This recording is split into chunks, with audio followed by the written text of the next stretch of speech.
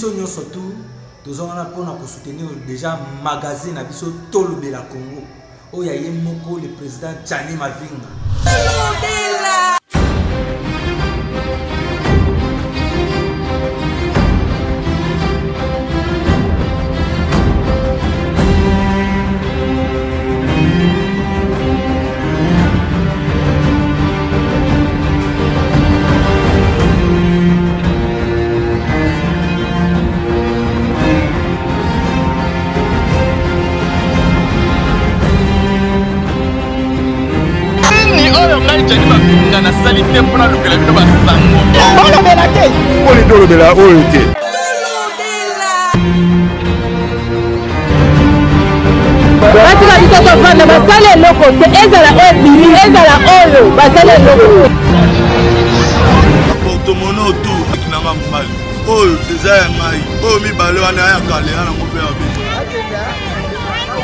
Édition epesami na site touristique Pacifique Pala.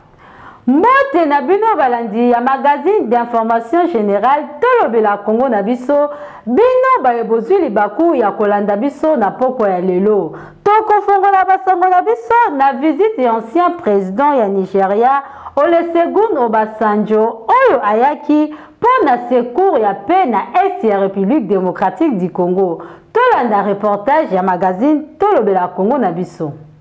Ancien président ya République fédérale ya Nigeria Olusegun Obasanjo oyo azali considéré lokola sage africain consulté epai ya Nations Unies na Union africaine pour na régler ba conflit. Azali parfaitement na connaissance ya situation sécuritaire ya Est ya République démocratique du Congo pe na ba acteurs nationaux na régionaux bayebaki bongo na kosala échange tango molai na mokonzi ya mboka Félix Antoine Tshisekedi epai wapi balobelaki mingi question sécuritaire ya Est ya République démocratique du Congo. Ancien président ya République fédérale ya Nigeria azali prêt à soutenir République démocratique du Congo pe koyeba na kopuiser sagesse na ye pour na koluka ici a sorti oyo koyeba na compromettre te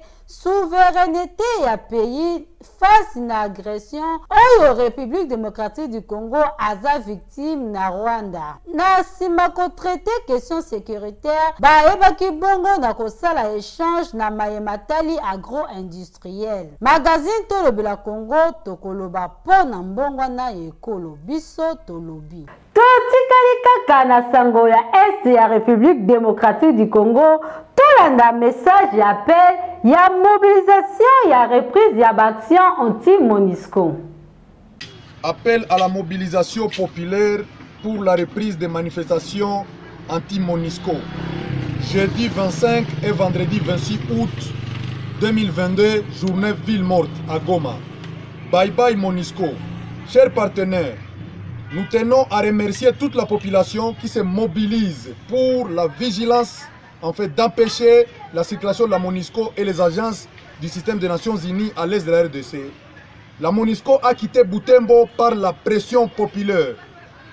Curieusement, ils sont en train de venir se concentrer à Goma et Nyiragongo comme si c'était chez eux où ils doivent décider d'aller se réinstaller dans les villes et territoires de leur choix. Nous disons non aux délocalisations, mais au départ non négocié de la MONUSCO et Agence des systèmes des Nations Unies. Ainsi, il est demandé à toute la population de se mobiliser jeudi 25 et vendredi 26 août 2022 pour chasser la MONUSCO où qu'elle soit à Goma, Nyiragongo et partout où les Congolais savent qu'il y a la présence de ces casques bleus qui trafiquent des armes, munitions et effets de guerre en faveur des groupes armés pour justifier leur présence et piller la RDC.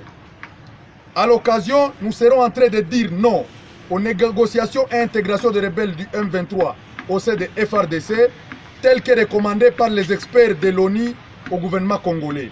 Mais aussi, pour envisager une paix durable en RDC, que l'ONU puisse exiger aussi l'intégration et l'amnistie des FDLR au gouvernement de Kigali. Compte tenu des propos du président Tshisekedi instruisant officiellement vendredi passé aux FARDC et policiers d'assurer la sécurité des agents et agents de la MONUSCO en laissant notre population de Beni et de Rutshuru être massacrée par les ADF et M23. Nous rappelons aux dirigeants congolais que le peuple congolais n'est pas en guerre contre le régime actuel, mais contre l'oppresseur numéro 1 qui est la MONUSCO. C'est de la bonne guerre que mène le peuple congolais pour se libérer, car il a compris qu'on ne libère pas un peuple, mais un peuple se libère. Le vent de la liberté a soufflé et qu'il est du devoir du peuple congolais de se débarrasser de ceux qui sont à l'origine de leur malheur. 22 ans après, le peuple congolais prend conscience et veut se débarrasser de l'ennemi qui assiste impuissamment au massacre des Congolais à l'Est et se dit être au Congo pour sécuriser les Congolais. Leur hypocrisie étant déjà dévoilée, il est donc du devoir du souverain primaire que nous sommes. Congo central et Bimi, meilleure province, na matali transmission des états financiers na cour de compte. Tolanda reportage à magazine Tolobela Congo Nabiso. Nommé le 27 juin 2022, na président de la République, le premier président de la Cour de compte, Dimi Mungongo a révélé qu'il na presse, na cadre de la reddition des comptes, Congo central ezali le seul province sur le 26 provinces oyo baza soumise na exigence locale la loi ezali obligé. Kolandisa ma loi organique portant fonctionnement, organisation et composition, ya cour de compte, gouvernement central na gouvernement provinciaux, bazali obligé ya ko transmettre chaque le 15 août ba état financier, ya exécution, ya premier semestre, ya budget, ya exercice en cours. Malheureusement, exigence oyo ezala jamais respectée. Pour la président ya cour de compte, à lobby, ye a ko travailler pour nyonso oyo eba na ko changer. Et sengeli koyeba ete cour de compte ba travailler kaka na ba transmission oyo esalemaka na gouvernement provincial na gouvernement central. Biso magazine Tolobela Congo tolobi Petokoloba kaka pona mbongo na ekolo. Totika Congo central tozonga awa na ville province ya Kinshasa esengeli boyeba ete base ya ECP bazalaki mobilisé pona koyamba autorité morale na bango Paul Bindu Musambali. Tolanda reportage ya Jani Mavinga.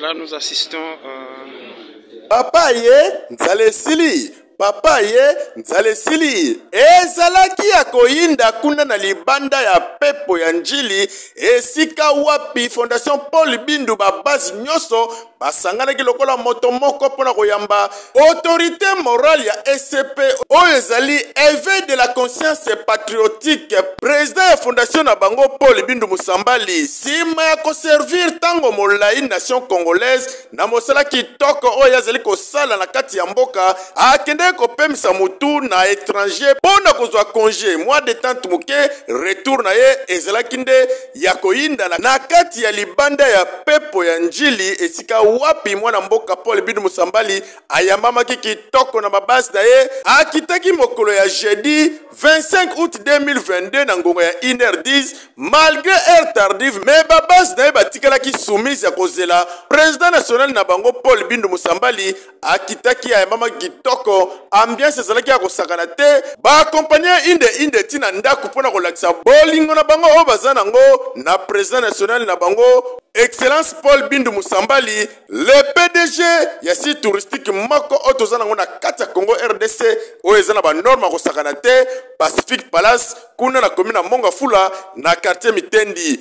Excellence Paul Bindu Musambali, biso magazine Tolobela Congo to souhaite ba bon retour na mboka ya bakoko oniati mabele na yo bana batikala lekola bana bitike kasi présence na yo bana nyose ya Fondation Paul Bindu Musambali batondisami na sai bana ECP basepeli komona autorité morale na bako zonga na mboka nzala esili. Papa aye na sachet magazine Tolobela Congo ozali kopesa ba encouragement na Excellence Paul Bindu Musambali Océan. Magazine Tolobela Congo tokolobela Congo pona mbongwana ya mboka na biso. Na occasion ya foire d'entrepreneuriat de jeunes Expo 2022, Joël Ntiala alobeli ba produit ya structure na ye. Tolanda reportage ya Sam Nzola Meso. tozali awa na musée national na commune ya Lingwala esika wapi foire esalamaki uta mokolo le 23 août ti le 27 août 2022 wana tomonaki présence ya baentrepreneur ya ndenge na ndenge oyo bayaki kosala exposition ya baproduit na bango.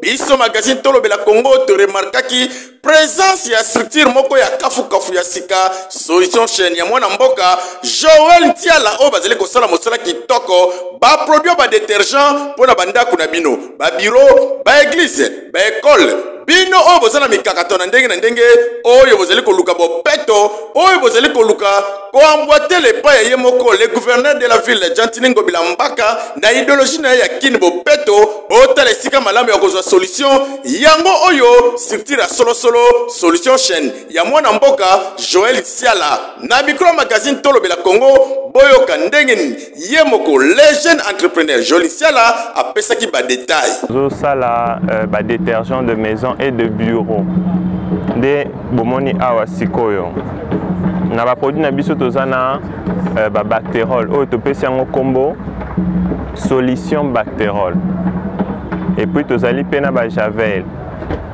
tozali pena mususu babengi na lopoto esprit de sel. Alors bactérol musala nango nini? Bactérol eza bongo un des détergents de maison eza pour rôle ko parfumer ndaku ko nettoyer ndaku mais aussi ko désinfecter ndaku. Grâce à bactérol en tout cas ya biso topesi bino possibilité à part le fait d'y resomba na ba loko na biso mais aussi tozoya vers bino pour na côté que la bino na ba bureau na bandaku na bino. Et bon bactérol wana tozana 3 couleurs présentement. Tozana rose, parfum nango eza Delma, tozana couleur verte, nde tobengi citronnelle, mais aussi tozana couleur un peu marron, nde tobengi na kombo ya hybride. Pourquoi hybride? Parce que eza un peu symbiose, il y a tous les deux couleurs. Il y a rose na vert. Deuxièmement, tozana solution javel. Solution javel ndenge toyebi ezo détaché, ezo longola solo, désodoriser, ezo blanchir. En fin de compte, ezo désinfecter, pardon. Tozana ngopé 2 formules, mais ngo ezaka parfum moko, disons toloba parfum te, mais couleur moko. Tozana ngo ya 5 litres, pe à 1 litre. Et en dernier lieu, tozana esprit de sel au nautai koloba. Esprit de sel ezali un peu pareil na soude caustique au fait. Un peu pareil, pourquoi? Parce que yango peso détartré. Détartré, eza na lopoto, mais lingi juste koloba kolongo la ba tartre, oyo kangamaka na ba WC, oyo kangamaka na ba cuve, na ba salle de bain. Mais aussi, ezo donc la tâche très riche. Donc voilà, c'est un peu ça. Bon, on a mon abisso, tout un numéro de téléphone abisso. Les a 082 78 19 343. Mais aussi, à part numéro de téléphone wana, tous a bureau administratif nabisso, et a bon on a GB. Mais aussi, point de vente, ils à différents endroits, entre autres, tous à GBPKK, tous à l'hôpital Yakitambo, tous à Pénalimité. En tout cas, voilà un peu ce qui est de notre structure. Et on est là, en tout cas, tous à disposition à peuple congolais pour la livraison et à Kinshasa, mais aussi à l'intérieur du pays. Vraiment que Congo RDC ezali mboka oyo tonda na nkita ya ndenge na ndenge eza pe na bato ya bwanya pe mayele lokola ba Joël Ntiala oyo aye na idéologie na ya sika aye na structure kafu oyo ezali kosunga ba mboka pona kotia bopeto na ba bureau na bango na bandako na bango yo oyo tonda binsekwa bampese bangungi kutu koloba te ba puku kilikili na bureau na ndako na école to na église esika malamu ezali solution chaîne ekopesa o solution ya solo ba insecte nyonso ekopakata mbango parce que Joël Ntiala asali ba produit ya solo ba détergent ya kafu ezali vraiment ennemi ya solo ya ba insecte oyo dérangeaka ba mboka biso magazine Tolobela Congo topesi balongonia ba encouragement na mwana mboka Joël Ntiala ko bana kosala mosala kitoko po bayimboka basi retrouver magazine Tolobela Congo tokolobela Congo pona mbongo na ya mboka na biso. Na basango na biso ya sport, commissaire général des sports, loisirs et entrepreneuriat Dominique Kodiambete a salaki lancement officiel ya ba tournoi interuniversitaire kuna na Congo central na ville ya Matadi. Tolanda élément ya Diani Mavinga. Mokolo ya mercredi 24 août 2022 na terrain d'ama na ville ya Matadi na kati ya Congo central ezalaki nde opesi mbwambwa aboyi balansaki lancement officiel ya tournoi interuniversitaire ya ba université nyonso ya Congo central. Ye moko le commissaire général à l'entrepreneuriat sport et loisirs mwana mboka Dominique Kodiambete asalaki lancement officiel botala na eloko oyo.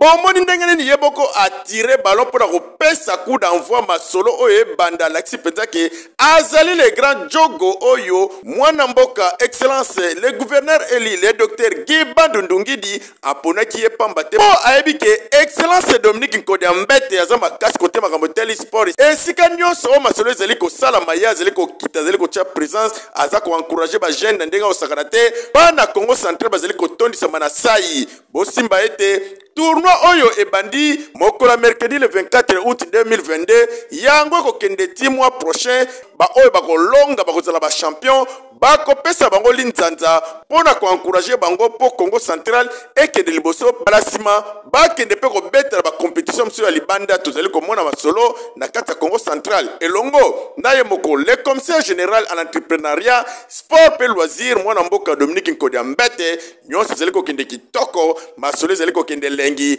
bana Congo central bazali ko se retrouver sport o elala kinango pongi elala ngol kasi lelo excellence Dominique Kodiambete alamusi yango sport ya Congo central elamuki ezali ko kende ezali ko tombo makasi Tolobela Congo tokolobela Congo pona mbongo na ya mboka na biso. Totikali kaka na basango na biso ya sport, nouveau sélectionneur ya Léopard Sébastien Desabre a signé contrat il y a 3 ans dans le gouvernement congolais. Tolanda et le moyen magazine Tolobela Congo na biso.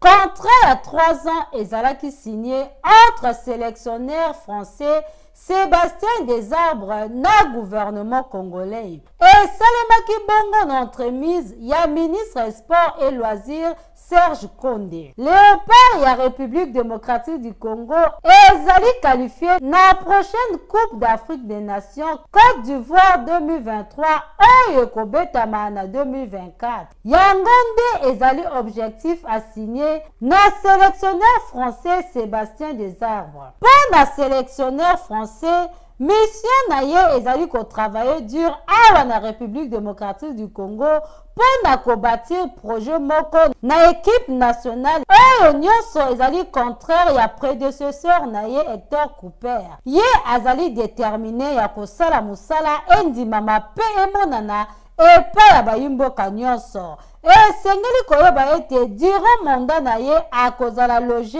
awa na République démocratique du Congo pona koyeba kolandela batalon locaux nyonso. Biso magazine Tolobela Congo na biso tokosenga kaka na sélectionneur nyonso oyo alobaki ayeba na kosalela yango po football na biso toza na posa bendele matalikolo poko pola elekaki ebele ba congolais baza dessus na sport ya République démocratique du Congo. J'espère kolandisa nyonso oyo sélectionneur alobi oyo alobaki akosala yango pe victoire ekozonga na ngambu ya ba Léopard ya RDC.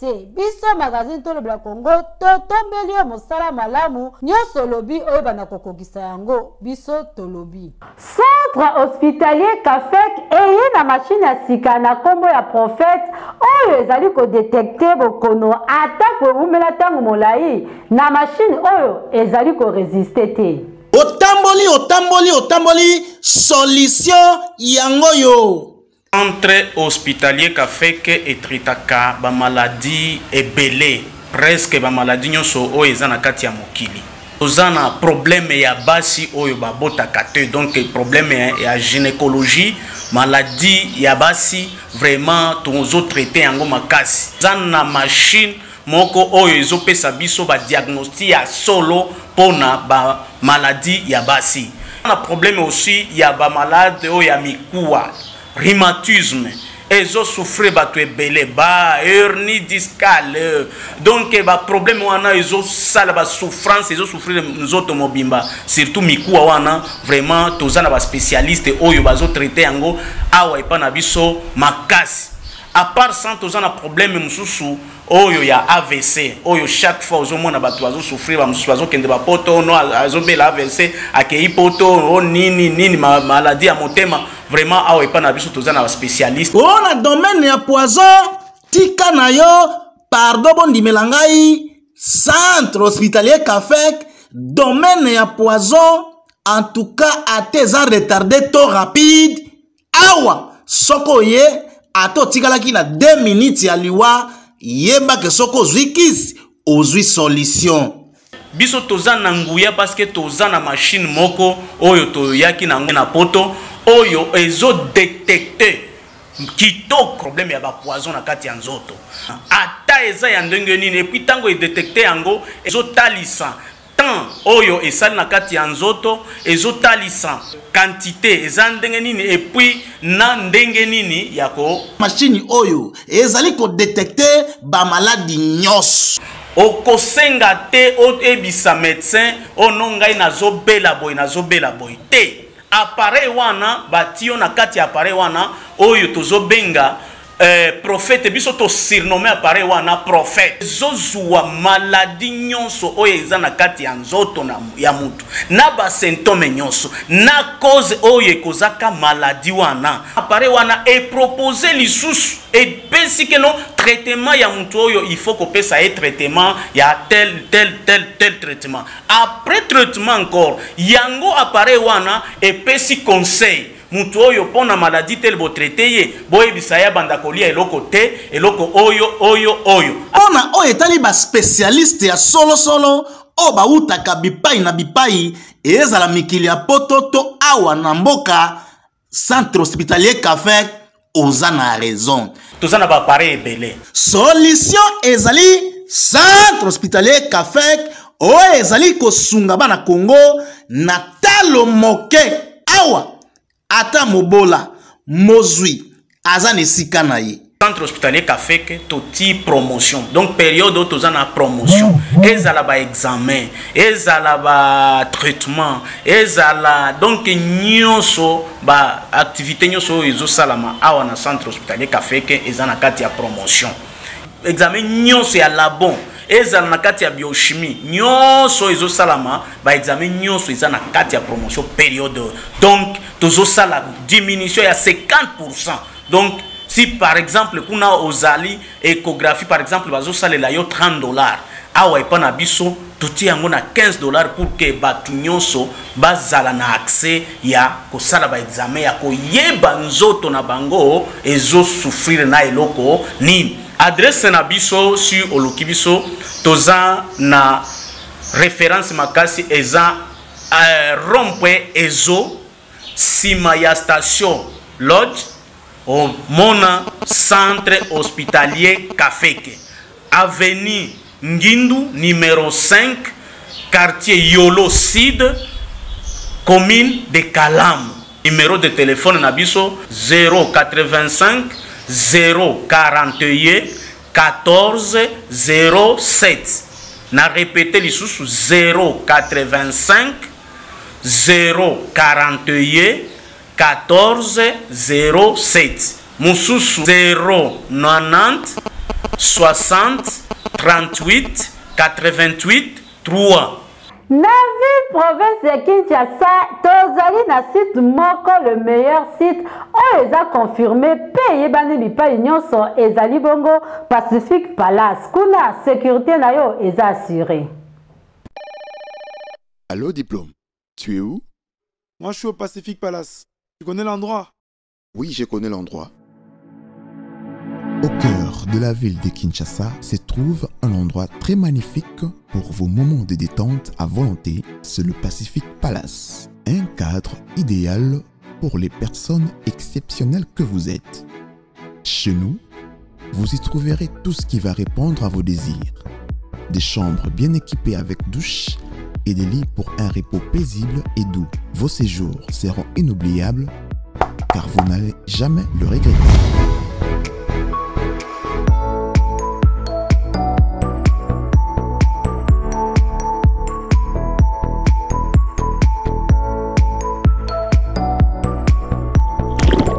Une piscine pour une nage non-stop.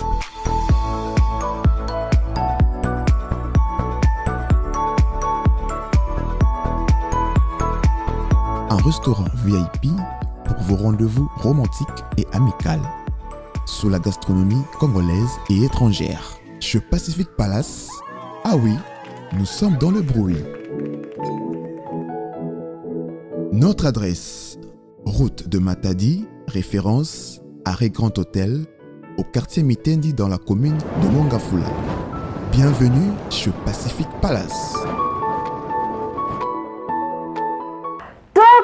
Na suka édition na biso ya pokwa lelo to pesi bino merci pour la patience et fidélité oyo bozalaka na yango ya kolanda magazine d'information générale to lobela Congo na biso na pesi merci et pas mon DG le number 1 oyo asalinga susu ngolu ya koleka na pokwa lelo liboso etondo eke na bino na sima kamera Sam Nzolameso tata libanja soin nde asakanaki na bilili bongo montage esimamaki epa ye moko Crispin Kwadiambu édition lelo pe supervision nango esalemaki epa ya Grâce Bunda ngala bino tozokoba kaka édition oyo epesami na site touristique Pacific Palace.